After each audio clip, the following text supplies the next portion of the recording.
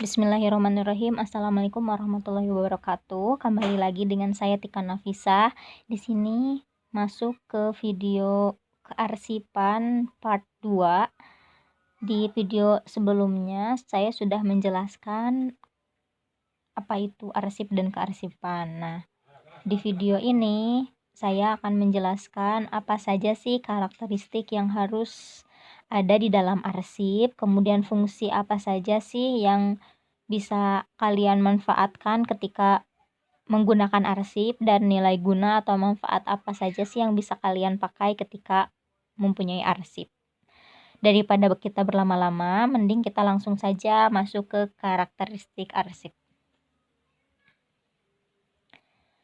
Nah, perlu kalian ketahui bahwa tidak semua dokumen atau surat dapat dikatakan sebagai arsip. Apabila misalkan kalian menyimpan arsip tersebut sembarangan, atau misalkan di rumah kalian ada dokumen disimpan di dalam lemari, tapi disimpannya itu asal-asalan, ditumpuk saja, tidak diurutkan, tidak disusun serapih mungkin. Kemudian ketika misalkan dicari itu susah, maka itu belum bisa dikatakan sebagai arsip. Berarti apa saja sih hal-hal atau karakteristik yang bisa menyebutkan bahwa arsip tersebut memang arsip atau dokumen yang disimpan itu adalah arsip? Ada 3. Yang pertama itu mempunyai arti, yang kedua itu mempunyai nilai guna, yang ketiga itu disimpan dengan teratur.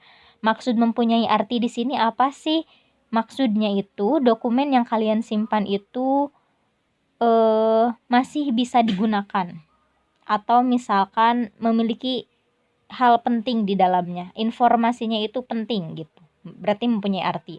Kemudian mempunyai nilai guna, meskipun misalkan isi dokumennya itu penting, tapi dokumen tersebut sudah tidak ada manfaatnya atau sudah tidak ada gunanya di kehidupan kalian, maka bisa saja itu tidak disebut sebagai arsip karena memang sudah tidak memiliki nilai guna. Apabila sudah tidak memiliki nilai guna, alangkah baiknya kalian musnahkan saja, seperti itu. Kemudian ini tidak berlaku untuk dokumen saja, tapi seperti foto, video, rekaman suara. Apabila sudah tidak memiliki nilai guna atau misalkan arsip tersebut tidak memiliki nilai guna, maka tidak dikatakan sebagai arsip.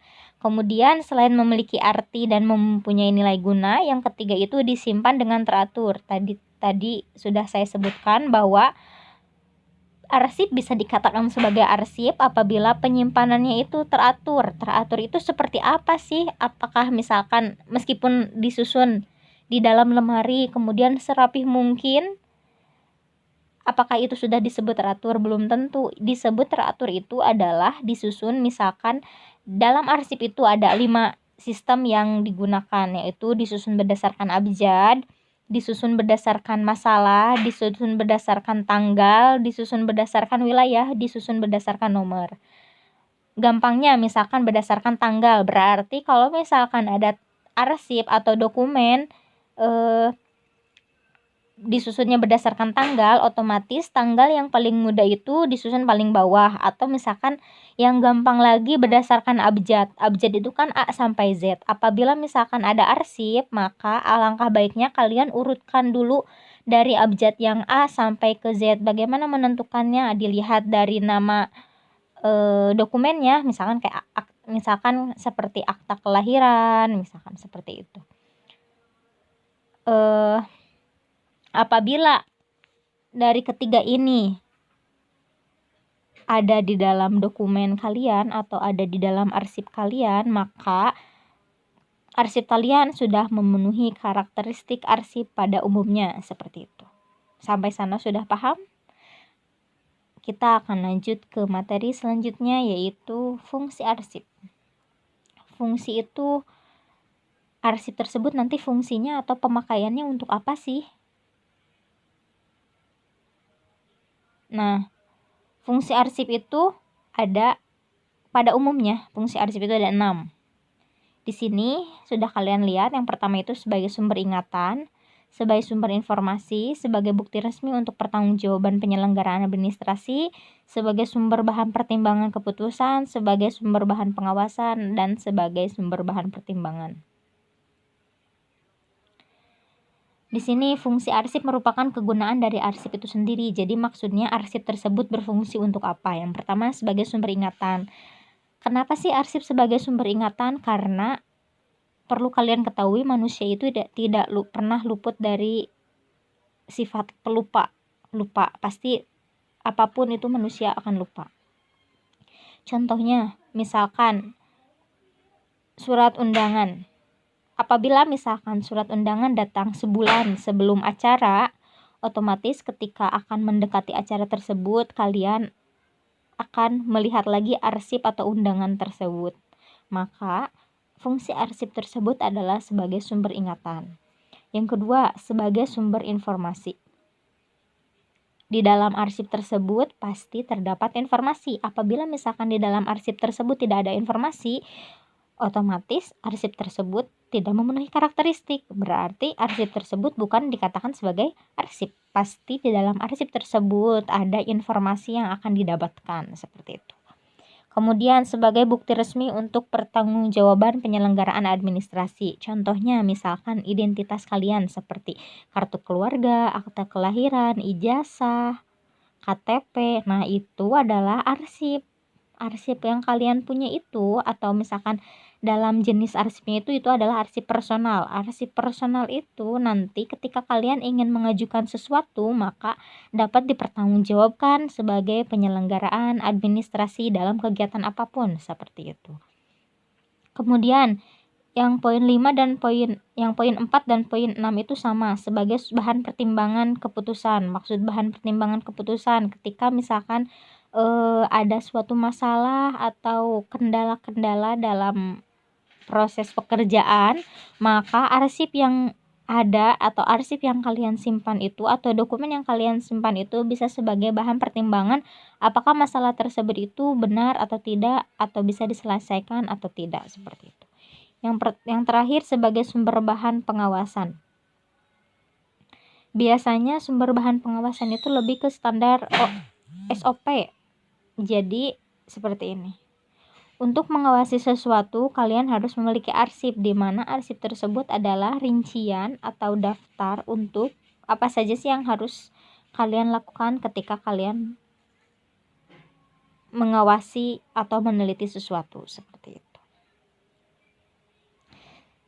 Sebenarnya fungsi arsip itu sangat banyak sekali, hanya saja dirangkum menjadi 5 poin atau 6 poin ini. Selanjutnya kita masuk ke dalam nilai guna arsip. Nilai guna arsip menurut Vernon B. Santen, sebenarnya ada 2 nilai guna arsip itu menurut para ahli. Cuma saya mengambilnya hanya satu saja.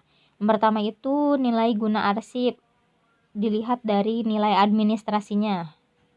Kemudian ada dilihat dari nilai keuangan atau fiscal value, education value, legal value, research value, and documentation value. Contohnya, jadi ini itu nilai guna arsip itu, arsip tersebut itu bermanfaat atau bernilai guna itu di bidang apa saja, seperti itu. Yang pertama itu di bidang administrasi, seperti tadi identitas kalian, KTP, akte, ijazah itu bisa berguna di bagian administrasi, bernilai di bidang administrasi, seperti itu. Kemudian di bidang keuangan, kira-kira menurut kalian apa sih arsipnya? Laporan keuangan, kwitansi, cek, biliet giro, nota, seperti itu akan berguna di bidang keuangan. Kemudian di bidang pendidikan, seperti apa sih arsip yang berguna di bidang pendidikan? Seperti misalkan skripsi, tesis, laporan, proposal, artikel, pokoknya yang berkaitan dengan pendidikan, maka arsip tersebut akan berguna di bidang pendidikan, seperti itu. Kemudian di bidang hukum, itu seperti SIM, KTP, itu juga, atau misalkan surat rumah, perjanjian kontrak, itu bisa berguna. Ada yang kaitannya dengan hukum, maka akan berguna di bidang hukum. Kemudian di bidang penelitian hampir sama seperti tadi. Misalkan skripsi, kan skripsi itu penelitian, tesis penelitian. Nah, maka akan berguna di bidang penelitian. Kemudian yang terakhir itu di bidang dokumentasi. Dokumentasi apa aja sih yang seperti misalkan foto, video, rekaman suara, flash disk, hard disk. Nah, seperti itu akan berguna di bidang dokumentasi. Sampai sana, apakah ada yang belum kalian pahami? Apabila kalian belum memahami ketiga poin tadi, yaitu tentang karakteristik arsip, fungsi, nilai guna, boleh kalian komen di bawah, di komentar di bawah di YouTube ya. Sekian presentasi dari saya Tika Nafisa, pamit undur diri. Wassalamualaikum warahmatullahi wabarakatuh.